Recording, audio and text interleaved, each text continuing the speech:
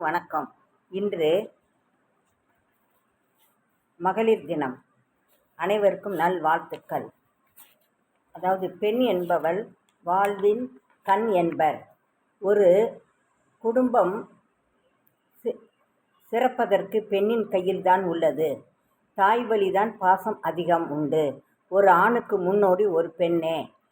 ஆண்பாதி பெண்பாதி என்ற தத்துவத்தை சிவபெருமான் நிரூபிக்க தன் உடலில் பாதியை சக்திக்கு கொடுத்தார். ஆண் பெண் இருவரும் சமம் என்ற நியதியை கூறினார். மனைவி தன் பெயருக்கு பின்தான் தன் கணவனின் பெயரை சேர்த்து கொண்டுள்ளாள். அதுவே சக்தி சிவம், உமாசங்கர், அம்மா அப்பா என்பதே உண்மை. ஆனால் அரசாங்கமோ 33% தான் ஒதுக்கப்பட்டு உள்ளது. அடுப்பூதும் பெண்களுக்கு படிப்பதற்கு என்று சொன்னார்கள் அன்று.